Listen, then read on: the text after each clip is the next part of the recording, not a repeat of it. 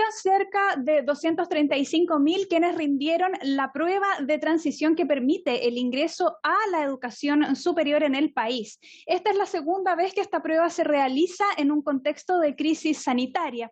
Y si bien hubo resultados que fueron mejores que en otras ocasiones, sobre todo entre la diferencia de establecimientos científico-humanista versus establecimientos técnicos profesionales, aún hay algunos temas que preocupan, como es la sostenida diferencia que se mantiene entre aquellos establecimientos que son particulares versus los que pertenecen a los servicios públicos.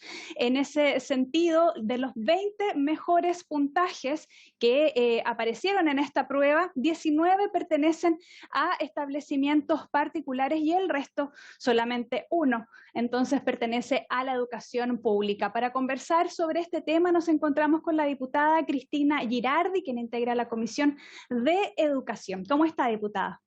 Hola, ¿cómo estás? Buenos días. Buenas. Buenos días. Diputada, quería consultarle entonces cómo evalúa. Vayamos desde lo más amplio en términos de los resultados de esta prueba de transición. Tal como su nombre lo señala, no es la prueba definitiva. ¿Cómo ha visto que se ha podido implementar y si efectivamente comienza a reflejar la demanda finalmente de cambiar lo que era la PSU a esta prueba en donde se pudiera valorar mejor las aptitudes que tienen las y los estudiantes para poder ingresar a la educación superior? Bueno, lo primero que ya que tú dices hablar desde lo más amplio, lo primero es que yo creo que en Chile, mientras no haya un sistema equitativo a nivel de educación, no podemos hacer pruebas de selección. Ese es como el primer criterio. Hay países, de hecho, que no lo hacen, incluso teniendo un buen sistema global de educación equitativo, donde todos los establecimientos son más o menos del mismo nivel, han optado, por ejemplo, como Argentina, a que cualquiera puede entrar a la educación superior. Esta es gratuita, cualquiera entra y en el fondo tus herramientas van a depender de, o sea, el quedarte o el mantenerte en la universidad va a depender tanto de ti mismo como de las herramientas que traes, pero no hay prueba de selección. Ese es como el primer elemento que yo quisiera plantear. Y dentro de un sistema con los niveles de inequidad que tiene Chile en materia de educación, aplicar una prueba de selección a personas que han tenido distintas formaciones, la misma prueba para todos, es absolutamente discriminador y arbitrario. Sí. Sabiendo que todos tienen orígenes distintos desde el punto de vista de el rol que juega cada uno de los niveles de educación en Chile, la pública, la particular subvencionada, etcétera, hace que efectivamente tú tengas un sistema que es inequitativo desde el punto de vista de la oferta educativa, y por lo tanto no puedes aplicar la misma prueba para todo el mundo. Ese es como el primer elemento. Y el segundo que yo te quisiera plantear es que en una prueba de selección múltiple, como es estas pruebas de alternativa, que tienen la PSU, la APTU, la prueba de transición, todas, la prueba de aptitud, todas las que han existido, son pruebas finalmente de entrenamiento. El que entrena más, el que saca mejores resultados, no el que sabe más, no el que tiene más habilidades. Entonces, yo creo que también pone en cuestión qué esperamos también de la educación, ¿no?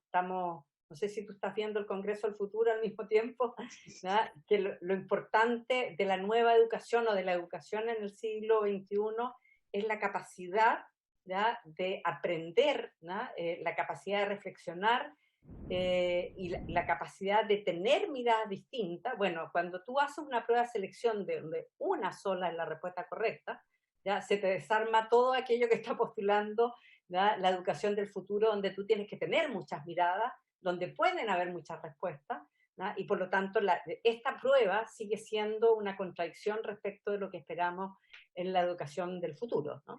Diputada, en esos términos, claramente desde esa mirada se explica esta diferencia que se sostiene, por ejemplo, en aquellos establecimientos particulares que sin duda al tener esta mayor cantidad de recursos tienen el acceso a este entrenamiento que usted señala, versus también la situación en establecimientos de educación pública en donde a veces esos recursos además no están disponibles y todo esto también en un contexto en el cual están pasando a los servicios locales, que ha tenido toda una complejidad para que eso funcione de manera efectiva. Diputada, en esa mirada y desde esa evaluación, esta es una prueba de transición. Hace algunas semanas escuchábamos al rector de la Universidad de Chile, don Enio Vivaldi, que señalaba que ya estaría una nueva prueba para el próximo año y que finalmente vendría a reemplazar definitivamente lo que era la PSU.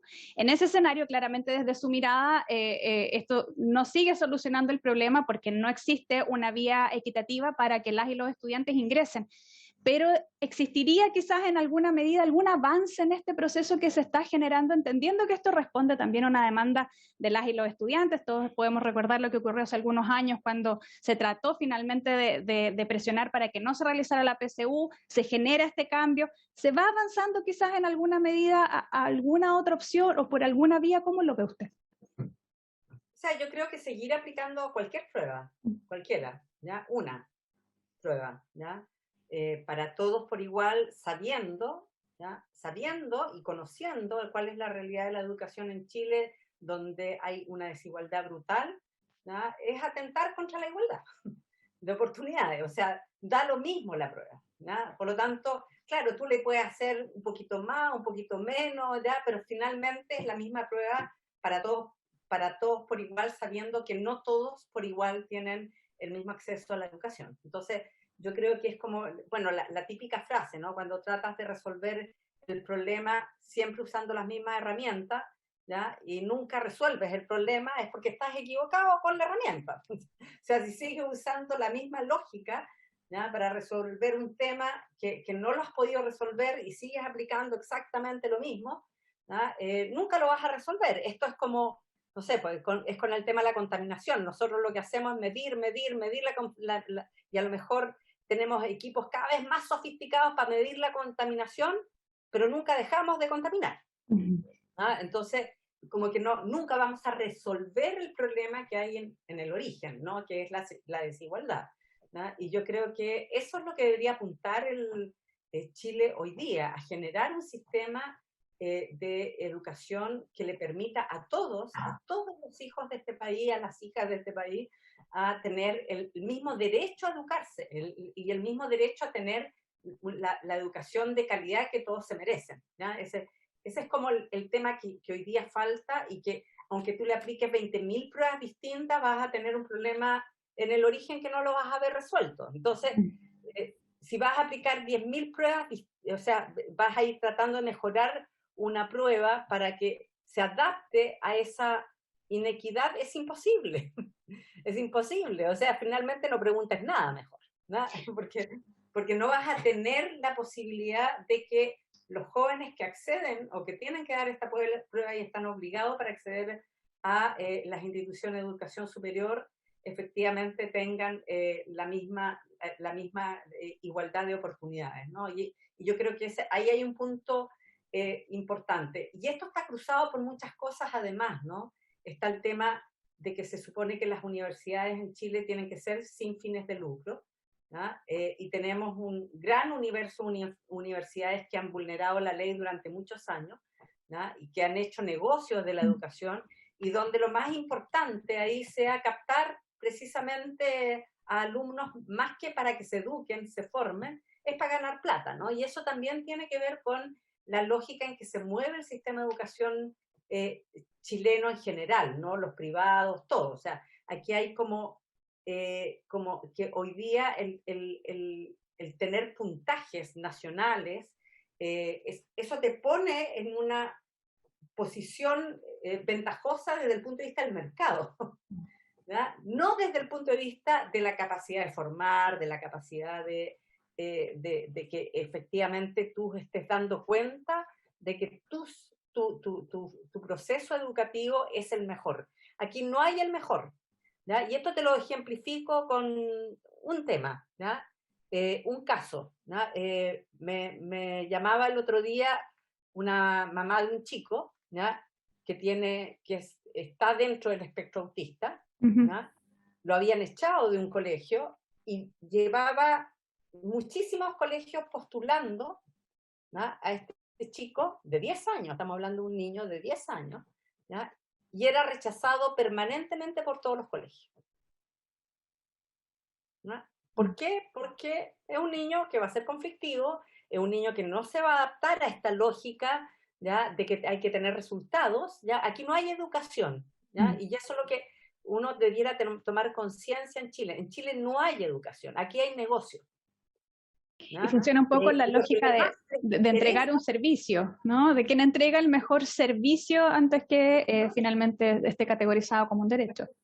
El mejor servicio educativo, ¿ya? El que es mejor, ¿ya? El que sabe hacer mejor educación, el que puede educar a todos por igual, ¿ya? El que tiene la capacidad, ¿ya? De entender que hay niños diferentes, niñas diferentes, y es capaz de que esa niña, ese niño que son diferentes, que tienen capacidades distintas, mentalidades distintas, incluso formaciones distintas, ya uno viene de mundos culturales distintos, ¿ya? La mejor educación es la que logra que todos se eduquen por igual, que todos avancen, ¿ya? Esa es la mejor educación, no la que tiene hoy día dentro de esta lógica el mejor puntaje que te va a servir para decir, mira, nosotros somos los mejores, estándar de calidad, ¿ya? Y por lo tanto vas a tener una gran demanda de padres que van a querer pagar esos colegios y van a hacer todo lo posible, gastar plata en pagar el colegio, gastar plata en locomoción, gastar plata en todo lo posible para que tu hijo acceda a estos colegios que son los exitosos, ¿no? Y que finalmente si tú miras, ¿no? Los resultados a nivel internacional de Chile, ¿no? Los jóvenes no entienden lo que leen. Claro, ¿No? es uno de las... Y los adultos tampoco. Y en el puntaje, en los puntajes de la prueba, tú pudiste tener puntaje nacional en matemática, qué sé yo, pero la comprensión lectora, ¿ya? A nivel nacional a Chile le fue pésimo, y le va pésimo en general en todas las pruebas internacionales, ¿ya? Porque no hay educación de verdad, ¿ya? Aquí hay entrenamiento y cuando tú tienes que comprender lo que lees no te sirve el entrenamiento. Sí, ahí por eso también es que nos parece, y aparece en los medios, ¿no? Destacado como noticia que Antonia, una chica con TOC, con un trastorno obsesivo compulsivo, haya ingresado y finalmente es como, oh, sí, hay inclusión, tenemos personas neurodiversas, pero finalmente es noticia justamente porque es una. O este otro chico que viene de una residencia de Sename también que logra un puntaje nacional, también son hechos particulares que finalmente llaman la atención de la ciudadanía y de los medios por ese hecho. No es lo cotidiano, no es lo habitual que finalmente personas neurodiversas o que tengan o que vengan de situaciones de vulnerabilidad logren alcanzar estas metas o estos objetivos tan altos como sería un puntaje nacional. Lamentablemente, sí, digamos.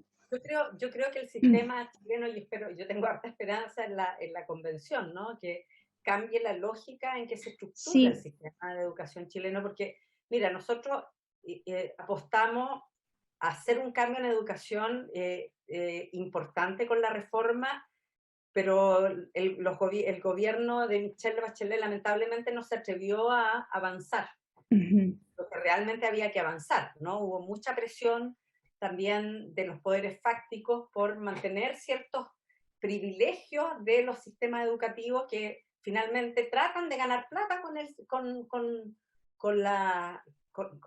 los recursos de la educación, ¿no? Tanto la que viene de la familia como la que viene del Estado, ¿ya? Sí. Y tú ves ¿Diputada? ¿sí? Sobre esa misma línea, entonces para usted una vía para poder reformar, digamos, y hacer una transformación mayor que implica la coordinación con las entidades universitarias que entregan la educación superior, partiría por ahí, ¿no? Por el proceso que se lleve a cabo a través de la Convención Constitucional y que en la nueva Constitución se establezca este nuevo enfoque y que no necesariamente no termina a la larga en el proceso para poder ingresar a la educación superior, pero es un proceso que debe venir desde abajo distinto. distinto, desde la forma en que se desarrollan en las clases en las aulas, de terminar también con este mismo esquema de calificaciones desde cursos, digo, tan pequeños. Desde ahí tendría que venir este empuje para generar un salto en el sistema educativo, ¿no? Desde el proceso de una nueva, desde el proceso que se realiza en la convención. Sí, yo creo que ahí, y yo creo que con que haya más desarrollo de conciencia respecto, o sea, yo no, muchas veces yo no entiendo a los rectores, rectores que yo respeto mucho, ¿no? Porque finalmente el diseño de esta prueba la hace el Consejo de Rectores, ¿no? Y yo no entiendo cómo ellos siguen perseverando en esto, sabiendo que no va a resolver el problema. Y hoy día, claro, ellos se encuentran en una situación compleja, porque antes de que se hiciera la reforma y exigiera que todas las universidades que reciban recursos públicos tuvieran que tener, o sea, uno de los requisitos sea la prueba, ¿ya? Yo creo que efectivamente es precisamente para controlar esta lógica del negocio, ¿no? Porque las universidades privadas antiguamente no No exigían la solicitada. prueba, ¿ya? Porque lo que les interesa es que el alumno pague, no le interesa si el alumno es bueno, es malo, lo que le interesa es la plata, ¿ya?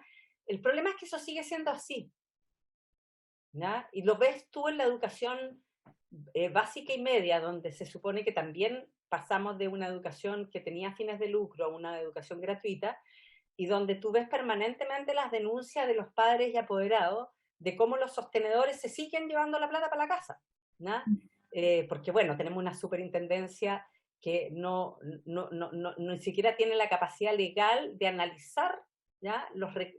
Cómo se gastan los recursos en una escuela. O sea, si tú recibes 10 millones de pesos y los 10 millones quieres gastártelo en lápiz Bic, ¿ya? Te los puedes gastar, porque se supone que tiene fin educativo, ¿ya? Da lo mismo, ¿ya?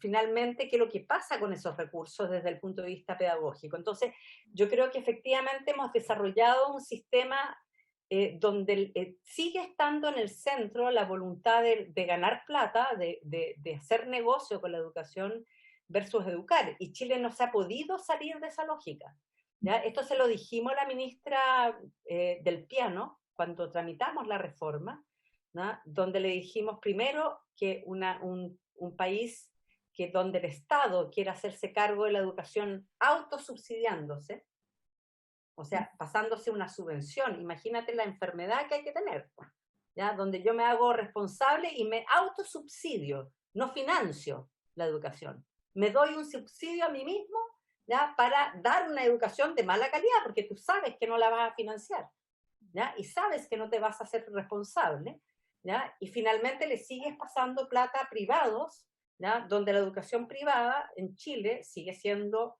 cada vez más, con mayor matrícula, cada vez una educación pública más empobrecida, tanto desde el punto de vista de los recursos como de la matrícula, ¿ya? Y es un proceso que solo hemos hecho cosas para alimentarlo y no para detenerlo, y no para cambiar la educación, ¿ya? No hay educación emocional, sigue habiendo educación, ¿ya? Para estos entrenamientos, ¿ya? Y donde finalmente en Chile la pobreza intelectual es brutal, ¿ya? La pobreza de pensamiento es brutal, ¿ya? Porque para pensar, ¿ya? Tú tienes que tener capacidad de asociar, ¿ya? Tener capacidad de mirar muchas alternativas y no una sola como en las pruebas de entrenamiento. Esto está estudiado, ¿ya? Esto está dicho por todos los expertos en educación, pero Chile insiste en el CIMSE, Chile insiste en la subvención, ¿ya? Chile insiste en todas aquellas cosas que se ha dicho, ¿ya? Que le están haciendo un daño enorme a la educación en Chile y la están destruyendo, y nada de eso se ha cambiado, nada.